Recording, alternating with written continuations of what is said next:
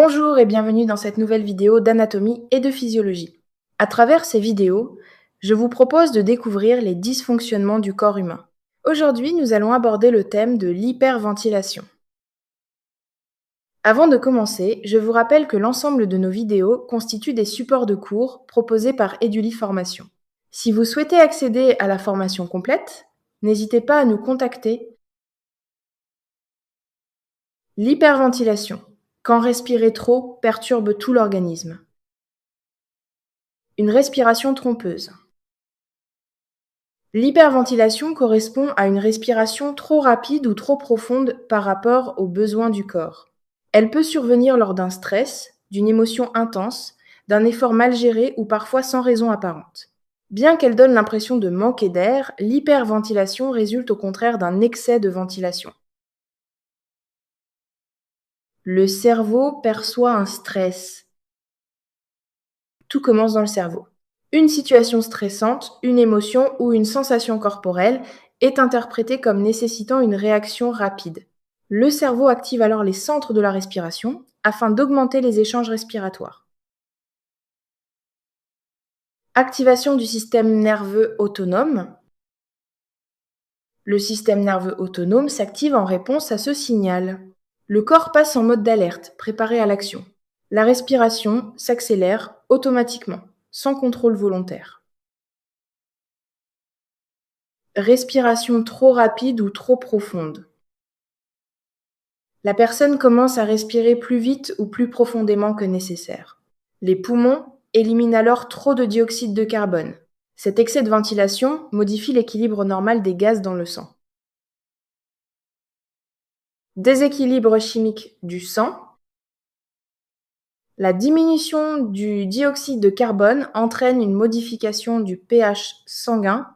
Le sang devient plus alcalin que la normale. Ce déséquilibre perturbe le fonctionnement de nombreuses cellules. Effet sur le cerveau. Le cerveau est très sensible à ces variations chimiques. Il reçoit moins bien l'oxygène, malgré une respiration abondante. Cela peut provoquer étourdissement, sensation de tête légère, vision floue ou impression de déconnexion. Symptômes corporels associés. Le déséquilibre respiratoire affecte l'ensemble du corps. Des picotements dans les mains, des engourdissements, des tremblements ou des crampes peuvent apparaître. La poitrine peut sembler oppressée, renforçant l'inconfort. La peur entretient le phénomène. Les sensations inhabituelles inquiètent la personne. Cette inquiétude augmente le stress et accélère encore la respiration. Un cercle s'installe entre symptômes et respiration excessive. Ralentissement progressif de la respiration. Lorsque la respiration ralentit, l'équilibre des gaz sanguins se rétablit. Le taux de dioxyde de carbone revient progressivement à la normale. Les symptômes diminuent alors spontanément. Le retour à l'équilibre. Le système nerveux se calme, la respiration devient plus régulière et plus efficace.